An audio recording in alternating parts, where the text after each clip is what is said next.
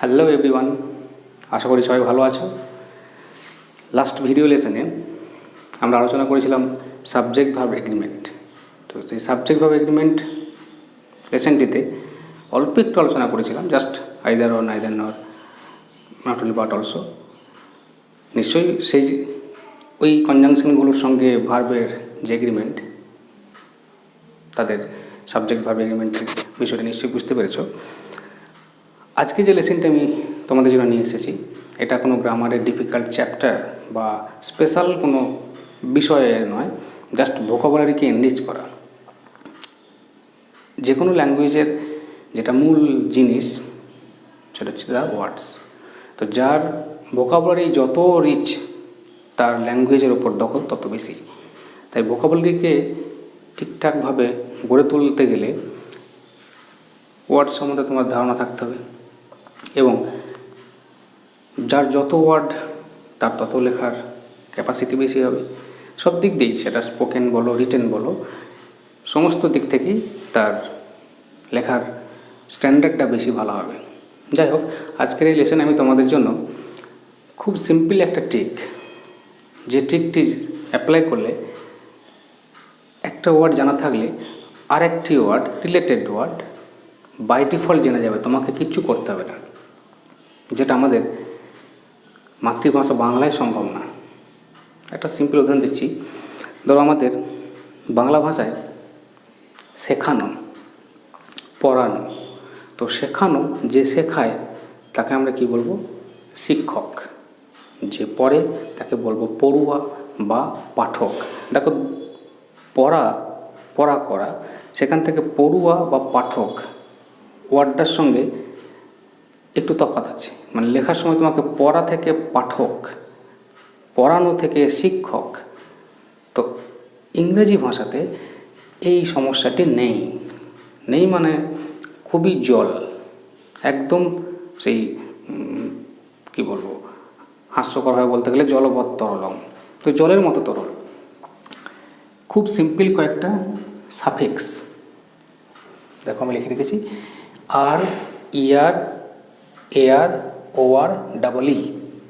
তো এই কয়েকটি সাফিক্স, এগুলোকে ডেরিভেশনাল সাফিক্স বলা হয়। আমি প্রিফিক্স সাফিক্সের চ্যাপ্টার আলাদা একটা করে নিশ্চয়ই লেসন তৈরি করব, যেখানে শুধুমাত্র প্রিফিক্স সাফিক্স নিয়ে টোটাল যে ওয়ার্ডের ক্লাসিফিকেশনগুলো হয়ে থাকে, verb to noun to adjective to adverb, noun verb adjective, এই যে ক্লাসিফিকেশন, সেখানে প্রিফিক্স সাফিক্সের যে মূল ভূমিকা, সম্পূর্ণ একটা ক্লাস আমি করব।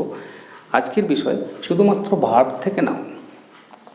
তুমি যদি একটি ভার্ব জানো, সাপোজ লার্ন মিন্স যে পড়ে, তো তুমি যদি লার্ন ওয়ার্ডটি জানো, তাহলে তোমাকে আর লার্নার ওয়ার্ডটির জন্য আলাদা করে কিছু জানতে হবে না। তোমাকে লার্নার ওয়ার্ডটি জানা দরকার নেই। লার্ন জেনে গেলে জাস্ট ই আর ওর সঙ্গে অ্যাড করে দেবে, লার্নার পেয়ে যাবে। তো সেরকমই দেখো, এখানে কিছু ওয়ার্ড আমি লিখে রেখেছি, যে ওয়ার্ডগুলোর সঙ্গে এদের মধ্যে কোনো একজন অ্যাড হবে, এবং সেই ভার্বটির কাজ যে করে, মিন্স নাউন, ব্যক্তি। তো এই ভার্বগুলোর কাজ করবে যে ব্যক্তি, তাদেরকে বুঝিয়ে যাবে, এদের মধ্যে একজনের সঙ্গে অ্যাড হয়ে যাবে, বাকি কিচ্ছু না। বাংলায় অনেক সমস্যা, ওই যে বললাম, শেখানো থেকে শিক্ষক, পড়ুয়া থেকে মানে পাঠ করা থেকে পাঠক, পড়া থেকে পাঠক। তো এখানে সেই সমস্যা নেই, জাস্ট এই পাঁচটির মধ্যে কোনো একটি অ্যাড করবে ভার্ব থেকে অ্যাক্টিং নাউন। আমি দেখো লিখে রেখেছি, ওই জন্য ক্যাপশন যেটা বলা হচ্ছে বা আমার থাম্বনেল, ভার্বের সঙ্গে নাউন ফ্রি। একদম ঠিক। তুমি যদি একটা ভার্ব জানো, ফ্রিতে একটা নাউন পেয়ে যাবে। তো কীভাবে পাবে চলো দেখি। প্রথম ভাব দেখো, টিচ মানে পড়ানো। আমি জাস্ট এর সঙ্গে ই আর অ্যাড করে দেবো, পেনটিতে লেখা হলো, পড়ে না, জাস্ট আমি অ্যাড করব ই আর, তাহলে পেয়ে যাবো টিচার, যে পড়ায়। নেক্সট প্লে, সিমিলার ওয়েতে আমি ই আর অ্যাড করব, প্লেয়ার, যে খেলা করে। নেক্সট রিড, ই আর, যে পড়ে। তাহলে বাংলায় দেখো, পড়া করা থেকে পাঠক, কিন্তু এখানে রিড জাস্ট ইয়ার অ্যাড করে দিলাম, রিডার পেয়ে গেলাম। তো এরকম হাজার হাজার ভার্ব, যত ভার্ব আছে সেই ভার্বের সঙ্গে এই 5 জনের মধ্যে যে কোনো একজন অ্যাড হবে এবং ওই ভার্বটির কাজ যে ব্যক্তি করছে অ্যাক্টিং নাউন তাকে বুঝিয়ে যাবে। নেক্সট এসো ড্রাইভ। এখানে দেখো শেষে ই আছে, তার জন্য এখানে আর ই আর না, শুধু আর, ড্রাইভার যে চালায়। নেক্সট রাইট, আর যোগ করে দেবো, শেষে ই আছে, রাইটার যে লেখে। এবার আসো বেগ। আমি অনেক বেশি ওয়ার্ড একবারে লিখতে পারছি না, কিছু সমস্তগুলোকে নিয়ে কিছু ওয়ার্ড লিখেছি যাতে বুঝতে তোমাদের সুবিধা হয়। এবার দেখো বেগ, বেগ ভিক্ষা করা। তো বেগ যে করে, ভিক্ষুক, দেখো বাংলায় দেখো ভিক্ষা করা, সেখান থেকে ভিক্ষুক ওয়ার্ডটা অনেকখানি চেঞ্জ। তো ইংলিশে এইটাই হচ্ছে সিম্পল ওয়ে, যে বেগ থেকে জাস্ট যোগ হবে এ আর, যেমন এখানে ই আর, এখানে আর, এই বেগ ওয়ার্ডে যোগ হবে এ আর। তো এ আর যোগ করার সময় একটু খেয়াল রাখবো যে এখানে জি আছে, আগে ভাওয়েল তারপর কনসোনেন্ট, শেষে কনসোনেন্ট তার আগে ভাওয়েল, তাহলে কিছু সাফিক্স যোগ করার সময় শেষের কনসোনেন্টটিকে ডাবল করে দেবো। এটা স্পেলিংয়ের রুল, স্পেলিং রুলের আমি আলাদা ক্লাস করাবো, আজকে জাস্ট এই লেসনেই থাকো। তো যোগ হবে এ আর, স্পেলিংটা হবে BEGG এ আর। নেক্সট এসো লাই, মিথ্যা বলা। দেখো বাংলায় মিথ্যা বলা, যে মিথ্যা বলে তাকে কী বলবো, মিথ্যেবাদী বা মিথ্যুক। ইংলিশে খুব সিম্পল, জাস্ট এ আর যোগ হবে। এই বেগ লাই, এটাতে খেয়াল রাখবে, এখানে LIE শেষে ই আছে, চট করে আমরা হয়তো আর যোগ করে দিলাম লায়ার, কিন্তু না, এখানে এ আর সাফিক্সটা নেবে, এটা ইংলিশের হয়ে আসছে নিয়মে। তো LIAR স্পেলিং দুটো মনে রাখবে, LIAR, এটা BEGGAR। নেক্সট আসবে বার্গেল। বার্গেল মানে যে বাড়িতে এসে চুরি চাপাটি করে যাওয়া। তো যে চুরি বা বাড়িতে এসে ঢুকে চুরি করে যায়, তা সেটা হচ্ছে বার্গেল। তো সেখান থেকে আমি যখন ব্যক্তিতে যাব যে বাড়িতে এসে চুরি করে যাচ্ছে, চোর, বার্গলার, তো এখানে যোগ হবে এ আর। খেয়াল রাখবে যখন এখানে এ আর যুক্ত হবে এই শেষের ইটি উঠে যাবে, BURGLAR। এ আর দিয়ে আর ওয়ার্ড নেই বললেই চলে, আমার জানার মধ্যে এই 3টে আছে। তোমাদের আর যদি কারো জানা থাকে যে এ আর সাফিক্স যুক্ত করে ভার্ব থেকে অ্যাক্টিং নাউন হবে, তাহলে আমাকে কমেন্টে জানিও। আমি এই 3টেই জানি, ঠিক আছে, অনেক আরও থাকতে পারে। তো আমার নলেজে এই 3টে, তোমাদের যদি আরও এর থেকে আরও বেশি ওয়ার্ড জানা থাকে আমাকে নিশ্চয়ই কমেন্ট করে জানাবে। নেক্সট আসবো এমপ্লয়। এমপ্লয় মানে নিয়োগ করা। তো এমপ্লয়ে দেখো নিয়োগ করা, এখানে বাংলাতে যদি বলা হয় যে নিয়োগ করে, নিয়োগকারী, যে নিয়োগ হয়, নিয়োজিত। তো বাংলায় কিন্তু ওয়ার্ডটা ডিফিকাল্ট হয়ে যায় ভার্ব থেকে নাউনের জন্যে। ইংলিশে দেখো এমপ্লয়, জাস্ট আমি যোগ করব ER, এমপ্লয়ার, এটা মানে যে নিয়োগ করে, নিয়োগকারী। এবার এসো যাকে নিয়োগ করা হচ্ছে সেই ব্যক্তি, এমপ্লয়ি। এমপ্লয়ার এমপ্লয় করবে কাকে, এমপ্লয়িকে। তাহলে এমপ্লয়ের সঙ্গে ER যোগ করলে নিয়োগকর্তা বোঝাবে, এমপ্লয়ার, সেও অ্যাক্টিং নাউন। এমপ্লয়ি যাকে নিয়োগ করা হচ্ছে সেই ব্যক্তিটি, সেও হবে এমপ্লয়ি। এবার এসো এক্সামিন, সিমিলার হতে হবে। এমপ্লয় ওয়ার্ডটা যেমন হলো ঠিক এক্সামিনের ক্ষেত্রে একই নিয়ম। যদি আমি শুধু আর যোগ করে দিই এক্সামিনার, এক্সামিনার মিনস যে এক্সামিন করে বা করছে আর কি। তো পরীক্ষক, দেখো বাংলায় পরীক্ষা করা, সেখান থেকে পরীক্ষক, পরীক্ষা করা, পরীক্ষক ওয়ার্ডের মধ্যে লেখার তফাৎ আছে, কিন্তু ইংলিশে জাস্ট একটা আর অ্যাড করে দাও, এক্সামিনার। এবার আসো যে পরীক্ষা দেয়, এক্সামিনি, এক্সামিনি, এখানে একটাই ই অ্যাড করব, অলরেডি একটা ই আছে, আসলে দুটো ইরই ফাংশন এখানে, কিন্তু যেহেতু একটা ই আছে অলরেডি তাই একটা ই যোগ করব, ওয়ার্ডটি হয়ে যাবে এক্সামিনি। এক্সামিনি মিন্স পরীক্ষা দেয় যে, পরীক্ষার্থী। দেখো, পরীক্ষা নেয় যে পরীক্ষক, পরীক্ষা দেয় যে পরীক্ষার্থী। তোমাদের মধ্যে সকলেই আশা করি এক্সামিনি, কেউ কম্পিটিটিভ এক্সাম দিচ্ছ বা বিভিন্ন স্কুল কলেজ ইউনিভার্সিটিতে পড়াশোনা করছো, সবাই তোমরা এক্সামিনি।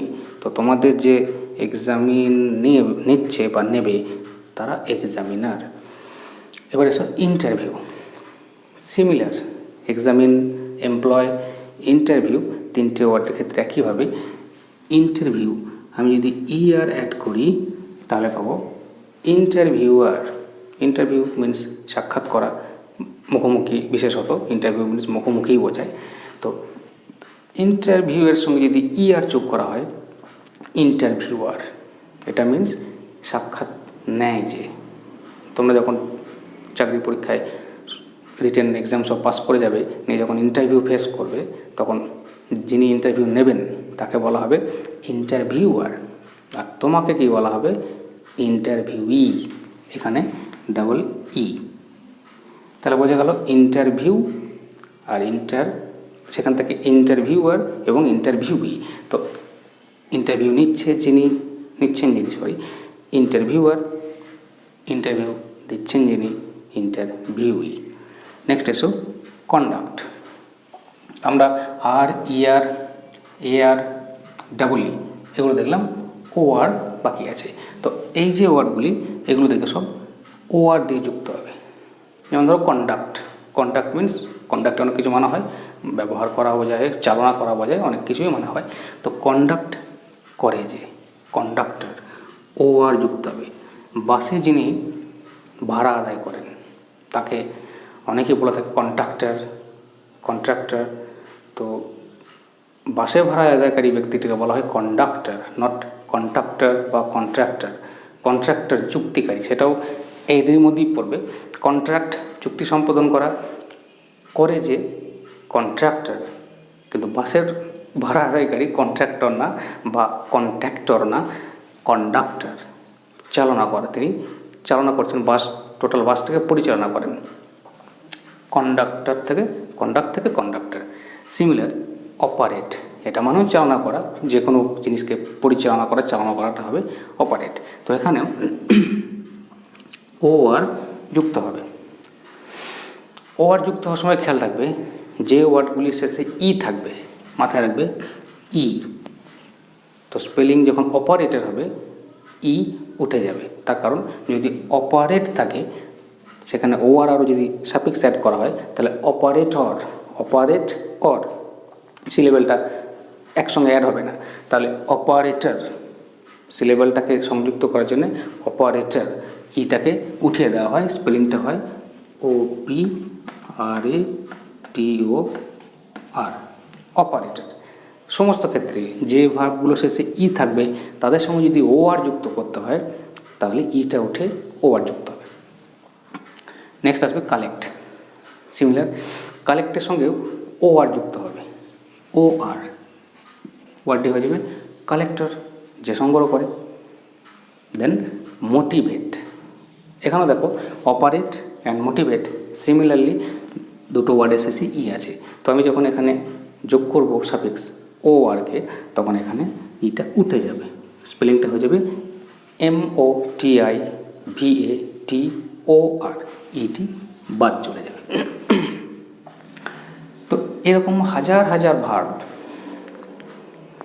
যত ভার্ব তুমি জানবে, প্রত্যেকটি ভার্বের সঙ্গে এদের মধ্যে কেউ একজন যোগ হবে, তুমি তার অ্যাক্টিং নাউনটি পেয়ে যাবে। ভার্ব সঙ্গে সঙ্গে একটা অ্যাক্টিং নাউন, তাহলে তোমার ভোকাবুলারি অটোমেটিক্যালি রিচ হবে। যদি তুমি 100টা ভার্ব জানো, বাই ডিফল্ট তোমাকে কিচ্ছু করতে হবে না, শুধু এইটুকু নলেজে রাখলেই হবে যে কার সঙ্গে কোনটা অ্যাড করব। এবার তুমি 100টা ভার্বের করলে 100টা নাউন পেয়ে গেলে। এর সঙ্গে আর কিছু কথা বলে রাখি, সমস্ত ভার্বের জন্যই এটি প্রযোজ্য হয়, সেই সব ভার্বের জন্য এটা প্রযোজ্য হবে না এক্সেপশনাল কেসে, যাদের ভার্ব ফর্মটাই নাউন হিসেবে ইউজ হয়। যেমন খুব কমন একটা ওয়ার্ড যেটা সর্বত্রই তোমরা শুনে থাকো, ওয়ার্ডটি হচ্ছে চিটার। চিটার বলে ইংরেজিতে কোনো ওয়ার্ড নেই, জাস্ট রিমেম্বার ইট, চিটার বলে ইংলিশ ল্যাঙ্গুয়েজে কোনো ওয়ার্ড নেই।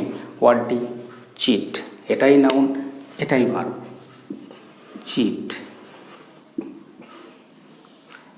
চিট মানেই প্রতারণা করা, চিট মানেই প্রতারক। তো এখানে চিটার ইয়ার যোগ করে দিই ম্যাক্সিমাম। আমি তো হামেশাই শুনে থাকি, তোমরাও শুনে থাকবে, আমরা মাঝে মাঝে বলেও থাকি। ভুলটা না বললে আবার লোকেরা বুঝবে না। যেমন ধরো গায়ের যে শীতকাল আমরা পরি, যদি বলা হয় উইনচিট, আসলে তো উইনচিট, কিন্তু উইনচিট বললে লোকে বলবে ভুল বলছে, উইনচিটারই বলতে হবে। তো ভুলটাই আমাদের কাছে ঠিক বলে গৃহীত হয়ে গেছে। অনেক ভুল এরকম আমাদের কাছে গৃহীত হয়ে আছে, সেরকম আলাদা করে আমি আলাদা একটা ক্লাস করে দেবো যে কোন ভুল ইংলিশগুলো আমরা ঠিক বলে মেনে নিয়েছি এবং সেটাই চলছে। ঠিকটা কিন্তু তোমাদের যারা কম্পিটিটিভ এক্সামিনি যারা, তাদের জন্য সেই ঠিকটা জানা জরুরি। কেননা গ্রামাটিক্যাল এরর, তোমরা যখন কমন এররের চ্যাপ্টারে যাবে তখন ওই যে ভুলগুলো ব্যবহৃত হয়ে আসছে ওগুলো থেকে কোশ্চেন থাকবে। আসলে ওটা তো ভুল, কিন্তু গৃহীত হয়ে গেছে। ল্যাঙ্গুয়েজ তো আর সায়েন্স না, এটা তো আর কোনো কেমিক্যাল রিয়াকশন না বা ফিজিক্সের কোনো ল না যে ওইটাই বললে তবেই হবে।